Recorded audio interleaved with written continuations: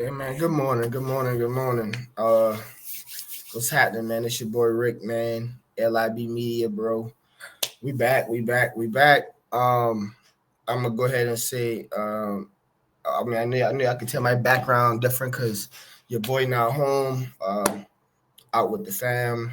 But I had to make a video real quick, man, because as most of y'all probably already seen, man. Rest in peace to George Foreman, man. One of the greatest to ever do it, two-time heavyweight champion. Um, man, like just so much to say about him as not only a fighter, which he was a great fighter in his own right. 76-5 is an amazing record to have. 76 wins is a huge accomplishment. 68 of them was knockouts out of the 76 wins. Um, he had that great career, and then had the thing I'm going to appreciate about George Foreman was he had a multitude of great careers. When I say that, you might say, Rick, what you talking about, bro? Like, he was a heavyweight champion of the world, the most feared man in boxing, knocking out everybody before there was Mike Tyson. Before there was, the new age of the Deontay Wilders, the Tank Davises, the people we know to be like, this man is powerful. He just has power. There was George Foreman first. And George Foreman was scary, man. He was a beast. He was a monster, and he retired from boxing in 1977 after a loss, and pursued ministry. He found his religion. I wouldn't say found. I think he was already religious, but he had a religious boost. He found his religion, and he went into ministry and was able to have a great career in that, and did that for a couple of years, and then came back to boxing again 10 years later and re-won the heavyweight championship of the world at the age of 45. Just impressive, man. Like, to be away from the sport for that long, doing something completely different, and then to come back and say, okay, I'm gonna just win the heavyweight championship of the world all over again. And had a great second career in boxing. I think it was 1987 he came back. Obviously, I'm a bit too young to have seen him like fight in real time, but my pops would always tell me, man, he was like, man, hey, Rick, George Foreman was a dog. He was a beast. But of course, like everybody else, you get to see the highlights of how great he was. And then retires from boxing the second time, and y'all know what he did from there. The George Foreman grill. I have one at my house. I actually have two at my house, but I have two different ones. One of them I use, just for like the grilled chicken and stuff like that. You got to get a bigger one if you want to do like steaks and stuff, just the size of the grill. But small little portable grills.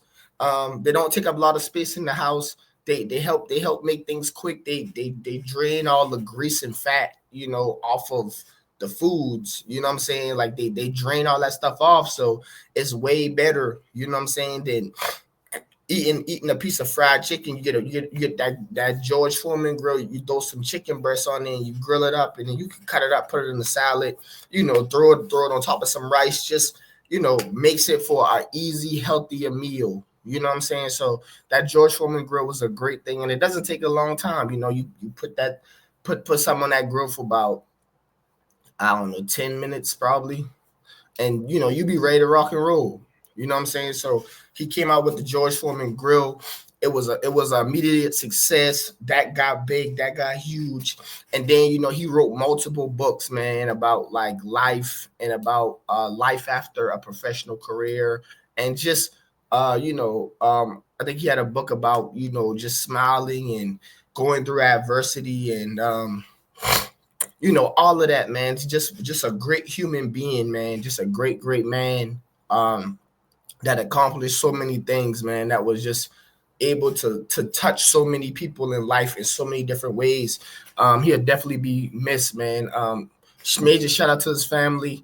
We just hope that that y'all make it through this hard time, because you can only imagine he was a huge rock for his family in so many different ways. And none of us can ever forget, man, the Rumble in the Jungle with Ali. And that's probably the biggest fight he's known for. That's the fight Ali is super known for, with George Foreman. But, for him, to fight the Evander Holyfields and the Joe Louises, and to fight these other great boxers that we know existed, when he was in his prime, and, just to fight like, these huge names, he's a legend. A lot of times I talk about this in other, sports media. People talk about how like boxing a bit has lost its edge because, in the George Foreman days, George Foreman was going to fight every big name heavyweight that he came up against. He wasn't going to duck anybody, which is how he ran in the. That's how he got to be 76-5. You know what I'm saying? Having 81 fights, because he was going to fight everybody. He appreciated the sport. He respected the sport, and he stayed around the sport, all the way until his passing. Like you would see him at events and stuff like that. Man, but I just want to say a huge rest in peace to one of the greatest athletes, but also one of the greatest people that we know, man. So a major props to everything he's accomplished. And once again, condolences to his family. But us, man, R.I.P Media, this is from us, man. We just wanted to give a huge shout out, because we're always going to acknowledge, greatness, not only in sports but in life whenever we see it. So this has been your boy Rick, man. Y'all like, comment, subscribe, man. Y'all let me know in the comments if y'all have any great George Foreman memories, from whether you just getting your first piece of chicken off that grill, or going back and looking at the highlights of him and Ali, the Rumble in the Jungle, or whatever, man. Y'all just get up with your boy, man. Y'all all have a great weekend, and everybody do your thing, stay safe, and this your boy Rick. I'm out of here. Peace.